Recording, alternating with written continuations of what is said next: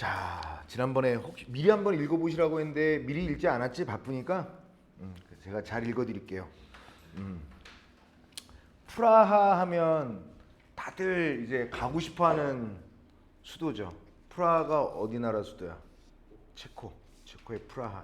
드라마 제목도 전에 이제 프라하의 연인들도 있고, 프라하는 진짜 예술, 뭐 프랑스 파리 이렇게 얘기 많이 하는데, 진짜 음악이든 미술이든 무엇이든 간에 이 프라하는 확실히 예술의 어떤 그 뭐라 그럴까, 현대 예술의 근원지라고 할 정도로, 물론 선생님도 체코는 아직 안 가봤는데 하면 다 체코더라고. 보니까 체코는 축구도 잘하지. 힘도 세고 남자들 잘생겼고 낭만적이고. 자, 거기 있던 알폰스 무하를 보죠. 알폰스 무하. 천천히. 우리 그래도 문과 남자의 과학 공부 좀 어려웠어, 그렇지? 기억나? 잘 안 나죠. 그 다음에 두 번째로는 뭐 배웠더라? 호모 에티쿠스 배웠지. 호모 에티쿠스가 오히려 어려울 줄 알았는데 그래도 해보니까 좀 쉬웠지. 근데 이렇게 같이 읽지 않으면 또 되게 어려운 거야, 그게 어쩌면. 근데 우리가 최근에도 했고 잘 읽고 양도 그닥 생각보다는 많진 않아서 호모 에티쿠스는 선생님이 봐도 잘 한 것 같아요. 지금 수업 전에 교무실에서 뭐 했냐면 이제 요 세 개를 묶어서 한 권으로 묶고 선생님이 어디를 블랭크 처리할까를 형광펜으로 조금만 하다가 이제 수업 온 거야. 재밌게 한번 해보자고. 자, 볼게요. 내가 사랑한 화가들이 총, 우리가 시험 범위 안에 있는 작품, 그 작가는 총 3명인데 그 중에 첫 번째 알폰스 무하라는 거죠. 여기서는 부제로는 뭐가 있었냐면 민족을 위해. 분필들이 다 어디 갔냐? 아유 참, 여기 있구나. 여기도 있고. 자, 민족을 위해 그림을 그렸던 프라하의 영웅이라는 칭호까지 했는데요. 알폰스 무하는 이제 1890년, 그러면 이거를 19세기 말에 태어나서 1939년에 사망했으니까 대략 50살도 못 산 거죠. 그리고 얘가 20세기 중반까지 이렇게 살았다. 한 반세기 정도를 살았네요. 자, 본문 읽어볼게요. 천천히. 선생님들 되게 재밌게 읽고 필요한 것들도 선생님이 미리 써머리를 좀 해놓긴 해놨는데, 자, 여기 민족을 위해 그림을 그렸던 영웅 알폰스 무하라고 돼 있어요. 자, 봐봐. 금방도 얘기한 것처럼 19세기 알폰스 무하뿐만이 아니라 19세기 말부터 20세기 초까지 유럽은 소위 이런 얘기들을 해. 컴퓨터 빼고는 이 세상에 튀어나올 수 있는 것들은 다 나왔다라는 그런 말이 나돌 정도로 되게 많이 급변한 거야. 그러니까 19세기 중반까지는 그냥 근대의 끝자락인데 19세기 말 정도, 그러니까 1800년 중후반 말 요때 되면 별의별 게 다 만들어지죠. 뭐 다이너마이트, 무슨 전화, 뭐 그런 게 다 만들어지는 게 당시의 유럽 사회였단 말이야. 그러니까 미국도 감히 잽이 안 될 정도로 유럽은 예술, 과학, 무슨 뭐 천문, 모든 영역에 있어서 유럽은 진짜 이 지구상에서 뭔가 가장 많이 생산해내고 만들고 막 했던 거야. 이미 산업혁명은 이미 시작된 거고요. 그치? 영국에서. 자, 근데 사람들은 새로운 문명을 만끽하며 매일매일 풍요로운 나날을 보냈죠. 근데 19세기 말에서 20세기 초라면 불과 몇십 년인데 그 짧은 시간은, 그러니까 그 기간이 되게 짧게 갔다. 오래 가지 않았어요. 왜? 1914년부터 시작된 제1차 세계대전 때문이죠. 그래서 알폰스 무하가 1890년에 태어났다라고 얘기했잖아. 그러니까 알폰스 무하가 본격적으로 본인의 예술 활동을 시작한 그때는 이미 세계전쟁 중이었단 말이야. 제1차 세계대전. 자, 1914년 어디서 일어났니? 1차 세계대전. 1차 세계대전이 왜 일어났지? 뭐 삐져서 일어났나? 뭐라고? 독일? 오스트리아가 세르비아에 선전포고를 했지. 최초에. 오스트리아가 아니라 오스트리아가 세르비아에게 선전포고로 이제 시작됐는데 이게 어디까지가? 1914년에서 1918년에 끝나지. 그러니까 오스트리아가 시작을 해놓고 망한 건 독일이 망한 거지. 독일도 참전하죠. 독일은 1, 2차 세계대전의 원흉인 거야. 독일은 진짜 못된 짓 많이 했죠. 자, 14년부터 18년까지. 자, 결국 오스트리아가 빵! 독일이 항복 이렇게 된 거. 이런 상황이 펼쳐진 거죠. 그래서 사람들은 요 짧았던 19세기 말에서 20세기 초까지를 뭐라고 하냐면 벨 에포크라고 그래요. 프랑스 말로 아름다운 시기. 아름다운 시기. 그리고 이 시기에, 이 아름다운 시기에 광고 포스터계의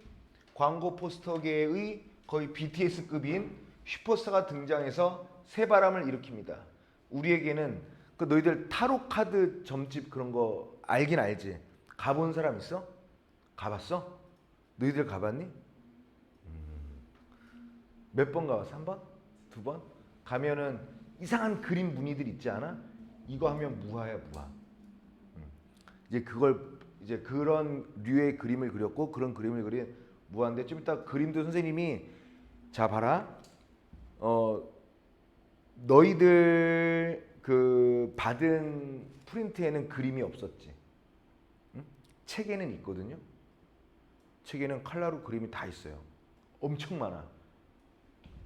선생님이 본문에다가 그 그림을 다 넣었어요. 하나도 안 빼놓고. 인터넷에서 다 찾아가면서 그냥 이 그림 설명할 때 다 했단 말이야. 그러면 선생님이 예상하는 것 중에 하나가 그림이 보기 박스에 반드시 나올 거예요. 왜냐? 설명은 해주셨거든. 본문을 따서 주셨으니까 해주셨는데 그림에 대한 얘기는 했는데 그 그림이 여러분들 학교 프린트에는 주어지지 않고 책에만 있단 말이야. 근데 그 책을 내가 찢어서 오려 붙일 수도 없고 그래서 인터넷에서 이 무화의 그림, 그 다음에 또 누구야? 클림트 그림, 그 다음에 또 누구야? 맨 마지막에 콜비치의 그림, 엄청 수십 편의 그림을 본문 내용에 맞게끔 다 붙였어요. 보면 타로 카드가 생각날 거야. 그래 타로 카드에서 뭐래? 뭘 물어봤어? 응? 직업은? 그랬더니 뭐래? 그래? 잘 다녀오세요. 자, 봐봐. 우리에게는 타로 카드 그림으로 친숙한 알폰스 무하입니다. 그는 벨에포크 시기의 아름다운 작품으로 가장 주목받았던 작가 중 한 명이에요. 자, 그가 등장하기 전에는 아무도 그렇게 화려하고 장식이 많은 포스터를 그리지 않았거든요. 그럼 이렇게 생각하면 되겠지. 유럽 세계에서 광고 그림 아니면 무슨 뭐 여러 가지 그림 통해서 가장 장식이 많은 거의 최초의 작가이거든요. 그래서 이런 포스터나 광고 그림에 장식이 화려한 것을 넣느냐 안 넣느냐에 대한 분기점은 바로 알폰스 무하가 그렸느냐 안 그렸냐라는 시기로 나눌 수도 있겠지. 그러면 예상하는 선택지 알폰스 무하를 밑줄 긋고 이런 것들을 얘기할 수 있겠죠. 밑줄 친 이 인물에 대한 설명으로 옳은 것은 옳지 않은 것은 장식이 많은 그림을 거의 처음 시도했던 작가이다. 그럼 맞죠. 근거는 바로 이런 부분이 되겠지. 자, 이런 것들은 아주 쉽고 별거 아닌 내용들인데 이제 그 다음 거 보시면 그러나 알폰스 무하의 등장은 그야말로 레볼루션, 혁신이었다라는 거야. 혁신. 왜 혁신이냐?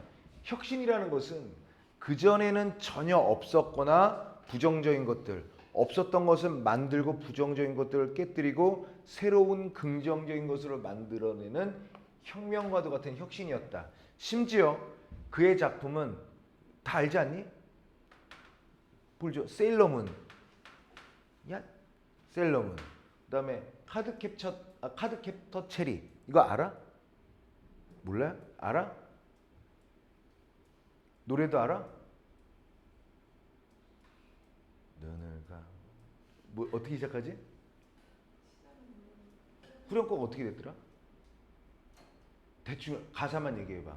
옛날에 차에서 이 동요인가 할 정도로 되게 들으면 또 알 거야. 눈을 감으면 어떻게 하더라? 있어요. 일단 한번 검색해서 들어봐. 되게 신나. 처음에는 잔잔한 동요였다가 되게 신나는 건데 카드캡터 체리.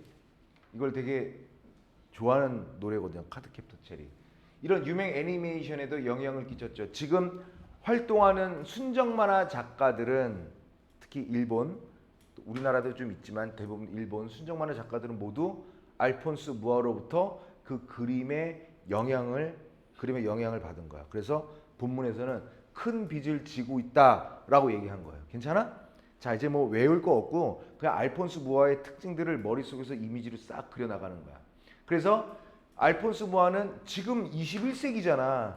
19세기 말에 태어나서 20세기 초에 활동했는데 지금 21세기 초니까 지금 알폰스 무아가 지금으로부터 대략 100여 년 전에 이미 했던 것이 아직도 현대 애니메이션에도 영향을 끼칠 정도로 그것을 큰 빚을 지고 있다라는 말을 할 정도로 그 무하의 그림 세계의 영향력은 되게 막대하다라는 내용이죠. 그래서 특유의 아름다움으로 사랑을 받고 있다고 얘기하고 있어요. 그 다음에 이렇게 심미적 요소가 극대화된 그림. 심미적 요소가 뭐냐면 심미적 요소랑 같은 말이 유사한 말이 탐미주의라고 하고요. 또 비슷한 말이 유미주의라고 하는데 다 비슷한 말이야. 대동소이한 말이야. 이게 무슨 뜻이냐? 우리 선생님이랑 여러분들이랑 공부할 때 문학 공부할 때 지난 학기 때 저런 거 하지 않았어? 문학 작품만 바라보는 것을 절대주의적 관점이라고 하거나 맞지? 절대주의적 관점이라고 하고 내재적 관점이라고도 하고 그거 아닌 세계랑 연결하는 것을 반영론, 작가랑 연결하는 것을 표현론, 독자랑 연결하는 것을 효용론 이렇게 배웠지. 그리고 세계를 외재적 관점이라고 했고 외재적 관점이 아닌 작품만 갖고 어떤 그 미적 요소를 따지는 것을 절대주의적 관점, 내재적 관점 이렇게 얘기했단 말이야. 그 내재적 관점이 바로 심미적 요소, 탐미주의, 유미주의를 얘기하는 거야.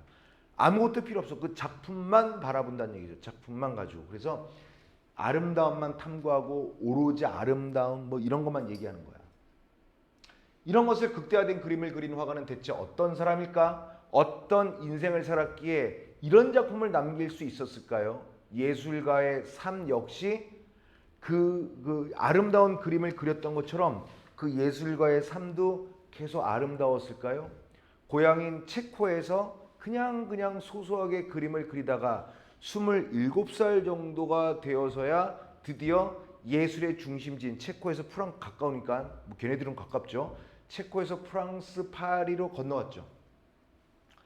그리고 나서 먹고 살기 위해 오랫동안 인쇄공장 노동자의 일을 합니다. 그래서 인쇄공장에서 기술자가 아니라 보조 직원으로 오랫동안 일을 또 했어요. 그렇게 보면 이 알폰스 무하라는 화가의 삶은 어쩌면 예술가로서는 이렇게 한가하게 자연 속에서 그림을 그리고 고고하게 커피를 마시고 때로는 연애를 하며 이런 게 아니라 처절한 공장 노동자로서의 삶을 살았던 것 같기도 하다는 얘기죠. 그러다가 뭐야? 79에는 민족성을 79? 그러니까 내가 나이를 잘못 계산했나 보다. 민족성을 고취시키는 그림을 그렸다는 이유로 나치에게 납치되어서 잔인한 고문까지 당했다. 왜? 맞아? 그러면 선생님이 날짜를 잘못 적었나 보다. 날짜란다, 연도를. 그래서 79에는 민족성을 고취시키는 그림을, 민족성 누구겠어? 체코 민족을 얘기하는 거겠죠. 근데 그랬다고 해서 나치로부터 잡혀서 잔인한 고문까지 당했다. 그러니까 평생 아름다운 그림을 그렸던 알폰스 무아는 평생 예쁘고 좋은 것만 보면서 살았을 줄 알았는데 공장 노동자로서의 삶, 민족성을 고취시켰다는 이유로 나치에 의해 고무도당하는 혹독한 삶 이런 거야. 그러면 그 인생 알폰스 무아의 삶에는 대체 어떤 일이 있었을까요? 무아가 궁금하다면 그 밝고 풍요로웠던 그 파리의 그때 그 시절 벨 에포크 시대로 다시 돌아가야 합니다. 이런 내용이야. 자, 그래서 본격적으로 소제목이 있는 작은 화가의 운명을 타고난 소년이에요. 여기서 이제 운명이란 말이 나오는데 왜 운명이란 얘기를 하는지 내용을 통해서 확인할 수 있어요. 알폰스 무아는 1860년 체코 동부의 모라비아에서 태어났다. 아버지는 공무원, 그 다음에 어머니는 뛰어난 학식으로 상류층 가정교사로도 일을 했어요. 그러니까 국가에 복직했고, 그러니까 국가를 위해 일하는 공무원이고 엄마는 학식이 많은 최상류층 가정교사. 그러면 무아도 뭔가 삶이 빠듯하거나 그러지는 않았을 것 같아요. 사실 무아의 어머니는 원래는 비혼주의자, 그러니까 결혼을 안 하겠다라는 주의자인 사람인데 그때 이미 1800년대 19세기에 이미 여성이 비혼주의였다니 일단 무아 태어나기 전 무아의 어머니 자체가 일단 비범하지요 이런 얘기야. 자, 그런데 비혼의 신념을 깨고 결혼한 게 바로 무엇 때문이야? 꿈 때문이래요. 어느 날 꿈에서 하늘이 뿅 하고 열리더니 천사가 내려와서 독실한 카톨릭 신자인 그녀에게 이렇게 말했다고 해요.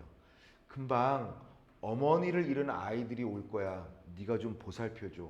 천사가 얘기했대요. 그런데 놀랍게도 다음날 아침에 먼 친척에게서 편지가 왔대.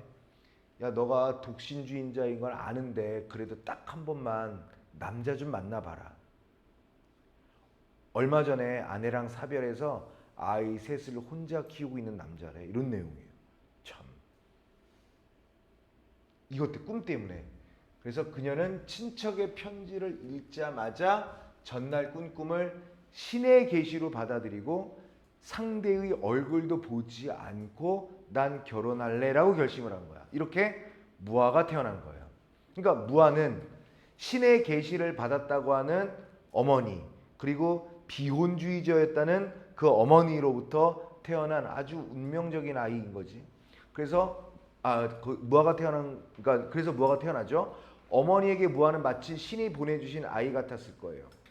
최대한 많은 것을 지원해주고 싶었고, 근데 무아가 태어난 곳은 너무 외진 시골이라서 엄마는 무아를 아꼈지만 무아를 위해서 장난감 하나 제대로 사줄 수 있는 가게조차 없었다라는 거야. 그래서 장난감 대신에 이거라도 갖고 놀아라 해서 목걸이를 만들어줬는데 그 목걸이에는 보석 대신 연필을 달아놨대요. 보석 목걸이가 아니라 연필. 어머니는 큰 그림을 그렸던 걸까요? 그 덕분에 무아는 어렸을 때부터 걷는 것보다 마룻바닥에 그 연필로 그림을 그렸다라고 해요. 여기서 잠깐 보통 초등학생에게 너 그리고 싶은 것을 그려봐 라고 한다면 일반적으로 뭘 그려? 자기가 하고 싶은 거, 가족, 집, 동물들, 지네들이 좋아하는 거. 그런데 무아는 아무래도 출생부터 남달랐는지 무아는 고작 8살밖에 되지 않았는데 이 그림처럼 십자가에 못 박힌 예수를 그렸대요. 그리고 이게 오른쪽 그림이 무아의 첫 작품이래. 대단하죠. 이게 무아가 몇 살 때? 8살 때 그린 그림이래요. 자, 딱 봐도 뭔가 대단하죠? 거장이 될 만한 제목이죠? 놀랍지 않나요? 그리고 엄청난 천재라고 하기에는 조금은 조심스럽긴 한데 확실히 또래 아이들과는 좀 달랐던 부분이 있다는 거야. 그런데 뜻밖에도 이 어린 무아가 가장 잘하는 거는 그림인 줄 알았는데 가장 잘하는 건 그림이 아니었대요. 그럼 뭘까요? 무아가 이 그림 그리기보다 더 잘할 수 있었던 것은 바로 하는 노래래요. 노래. 그래서 중학교에 진학할 나이 정도 때 이미 학교가 아니라 학교로 간 것이 아니라 수도원의 성가대, 성가단원으로 활동을 한답니다. 그러면 무아는 자 아주 유치한 내용일지 선택지 무아는 노래보다는 그림 그리는데 더 남다른 소질이 있었다. 그럼 틀리죠. 오히려 그림보다는 노래. 그러니까 어떻게 보면 그림이든 노래든 무아라는 이 인물은 예술적인 어떤 능력과 재주가 뛰어났던 건 분명한 것 같아요. 그렇지? 자, 그러면 그림 그리는 것도 그리는 거였는데 그 그림 그리기보다 더 잘하는 게 노래였는데 어떻게 화가의 길을 걷게 되었을까요? 그거는 무아의 목 상태인 변성기 때문인 거야. 이때 목소리가 망가져서 더 이상 성가대에서 활동할 수 없게 되었죠. 그래서 다시 음악, 노래에서 미술로 방향을 바꾼 그 무아는 나중에 마을 사람들의 초상화를 그려주면서 근근히 먹고 살죠. 그러다가 용돈도 벌고 어느 정도 그림을 너무 잘 그리니까 어느 정도 풍족한 생활을 누리죠. 우연히 상류층 백작의 초상화를 그려주다가 무아가 그린 초상화가 너무 마음에 들었던 그 백작은 한 가지 제안을 하죠. 내가 널 조금 더 지원해 줄게. 너 성공할 것 같구나. 내가 너의 후원자가 되겠다. 파리로 가렴. 그래서 파리로 갑니다. 이렇게 해서 그는 당시 예술의 중심지였던 파리에 드디어 가게 되죠. 이때 무아의 나이는 27. 아까 앞에서 인트로에서 나왔었지, 그치? 그래서 파리로 가서 뭐 했어요? 근데 인쇄공장 노동자 일한다고 그랬죠. 자, 유명한 화가들이 대개 어릴 때부터 두각을 나타냈던 것에 비하면 무아는 벌써 파리로 왔을 때 자체가 27이었기 때문에 시기적으로는 많이 늦은 편이지. 무아의 성공을 두고도 또 뭐라고 하냐면 늦게 시작했어도 어찌됐건 저찌됐건 무아는 천재성이 있기 때문에 잘 됐겠지라고 생각한다면 그거는 아주 완벽한 오해라는 거야. 천재성은 그의 첫 번째 성공 요인이 아니라는 거죠. 실제로 무아는 프라하 예술학교 시험에 떨어졌어요. 일단. 그리고 당신께 재능이 있다는 것을 부인하진 않아요. 하지만 그 정도 재능으로는 부족해요 라는 답변을 받았다니 이제와 생각해보면 또 놀라운 일이죠. 그러니까 뭐 딱히 배우지 않고 그냥 원천적으로 그림 그리는 천재 이런 것은 분명히 아니었다는 얘기야. 무아의 가장 큰 성공 요인은 단언컨대 여러분들에게도 선생님이 원하는 성실함이지. 이 성실함이 재능의 부족을 그러니까 재능의 부족함의 어떤 아킬레스를 극복할 수 있게 해준 절체절명의 수단이었다는 거죠. 그는 정말 성실하게 그림을 그리고 기회가 오면 단단히 붙잡을 준비를 하고 있었던 거예요. 그러니까 삶에 대해서 치열하고 절실했다는 거죠. 하늘은 스스로 돕는 자를 돕는다고 하죠. 실제로 머지않아 무아를 파리의 슈퍼스타로 만들어줄 엄청난 기회가 찾아옵니다. 자, 다음. 가장 힘들었던 시기에 찾아온 행운. 가장 힘들었던 시기라고 한다면 언제겠어요? 예술가로서 두각을 보이지 않고 이미 늦깎이 나이에 성실함으로 꾸준히 살아가던 그때 어떠한 행운이 찾아오는데요. 자, 슈퍼스타 탄생 비화를 듣기 전에 먼저 알아둬야 할 사람이 있는데 사라 베르나르라는 프랑스의 연극 배우입니다. 어릴 때부터 배우를 꿈꿨고 죽을 때까지 평생 연극 무대에 올라서 공연을 했으며 69세 때 무대 추락 사고를 당하고 2년 뒤에는 후유증으로 다리를 자르는 아픔을 겪음에도 불구하고 무대를 포기하지 않았던 열정적인 소유자, 바로 그게 사라 베르나르였는데 그녀는 뭐라고 하느냐, 이제부터는 앉아서 연극을 하겠다고 선언한 후 배우 생활을 이어가다가 그 공연 연습을 하다가 생을 마감한 배우지. 자, 모두가 존경한 이 최고의 스타 배우와 무명의 화가 사이에는 그럼 대체 어떤 일이 있었고 둘 사이는 대체 어떤 인연이 있었을까요? 뭐 궁금하냐 뭐 이런 거 말고요. 계속 보자고. 지금부터 이 무화가 파리에 도착했던 그때 그 당시로 가보겠습니다. 무아는 3년 동안 열심히 그림을 그렸어요. 도착하자마자. 그럼 그게 30살까지 다 된 거겠죠. 근데 그림을 아무리 잘 그려도 이렇다 할 성과를 처음부터 거두지는 못했어요. 무명이라 작품이 잘 팔리지도 않았고 그를 후원해주던 우리 백작이 후원해줘서 파리로 왔잖아. 그를 후원해주던 백작마저도 무아가 30이 넘자 이제 후원을 중단해 생활이 어려워졌죠. 하는 수 없이 그래서 인쇄공장 노동자가 되는 거예요. 그래서 인쇄공장에 취직을 하고요. 근데 무아는 어때요? 게을러요? 성실해요? 성실한 사람이라고 그랬지? 그래서 성실함의 대명사였던 만큼 무아는 공장에서도 정말 성실히 일했죠. 그런 무아에게 크리스마스 이브날 마치 선물처럼 기적이 찾아오죠.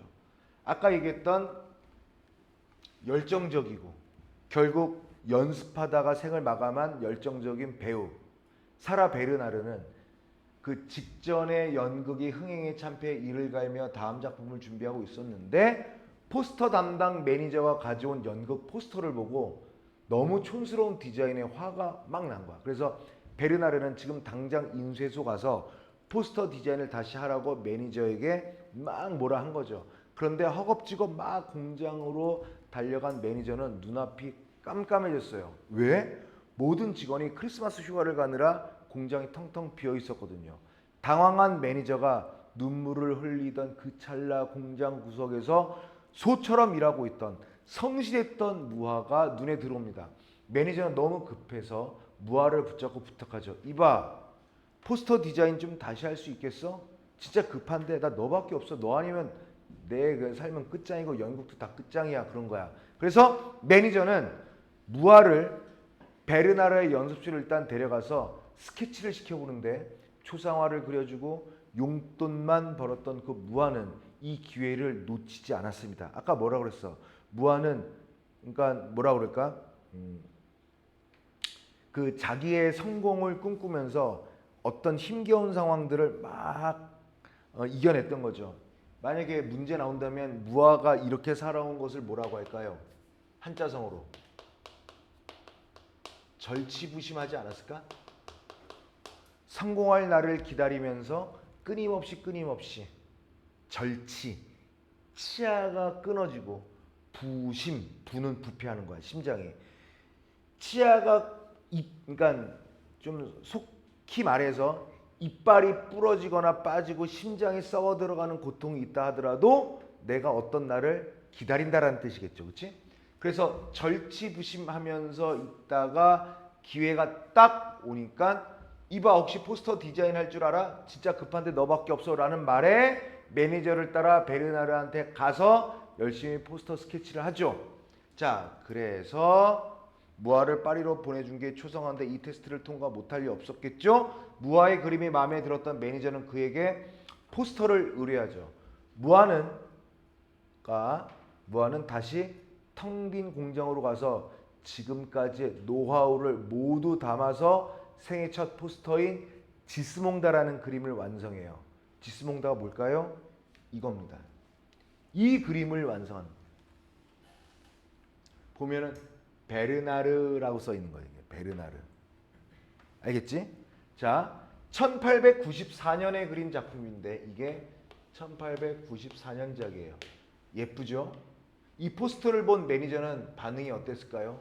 놀랍게도 이따위 쓰레기를 만들면 어떻게 하냐며 욕을 퍼부어요. 당시에는 이렇게까지 화려한 포스터가 없었어요. 그러니까 만약에 시험 문제에 이 그림을 A라고 해놨어. 뭐 이름은 지스몽다인데 이 A라는 그림에 대한 설명으로 옳은 것을 옳지 않은 것을 할 때 이 그림이 나오기 전까지는 화려한 포스터는 존재하지 않았다. 맞지?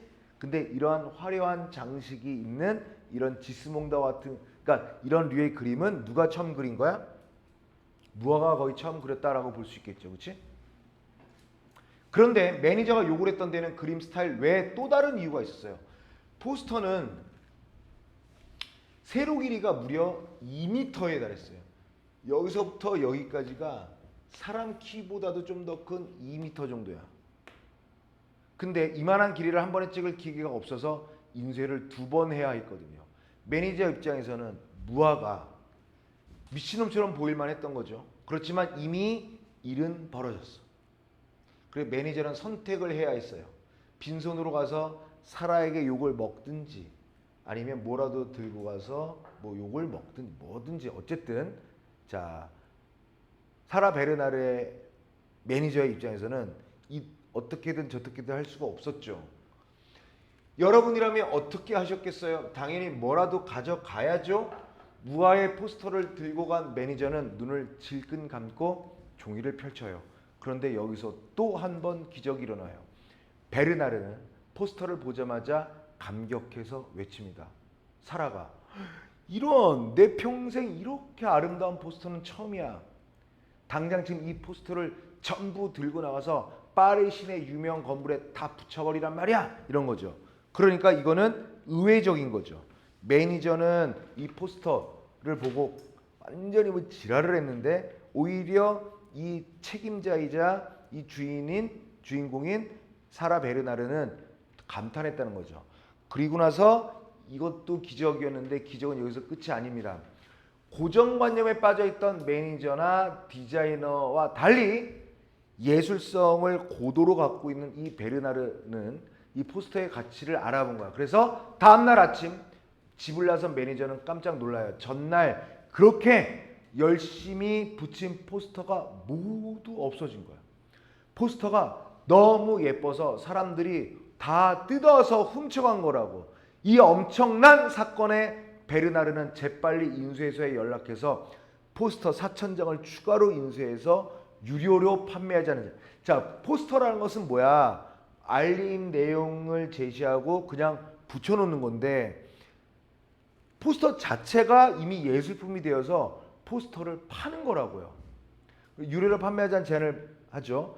베르나르는 상업성도 뛰어난 사람이었던 거죠. 그래서 새로 찍은 포스터는 한 장도 남김없이 판매되었고 이때부터 무아는 무명 생활을 청산하고 파리의 슈퍼스타로 도약합니다. 이 과정을 모두 지켜본 베르나르는 무아에게 야, 너 우리 회사의 전속으로 들어와. 이렇게 캐스팅이 되는 거죠. 앞으로 6년 동안 내 포스터 디자이너가 되어줘요. 무아를 이야기할 때 베르나르를 소개하지 않을 수 없는 이유를 이제야 알겠죠?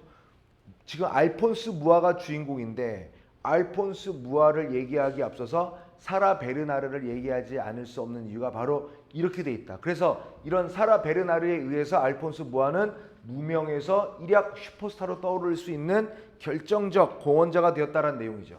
알겠죠? 자, 아름답게 그 다음에 눈이 부시게인데 태인이가 힘들어하니까 잠깐만 5만 쉬었다 하자. 알겠지? 왜냐면 이제부터 내용이 본격적으로 이제 그때 사회상과 더불어서 내용이 조금 꺾여. 자, 잠깐 쉬었다가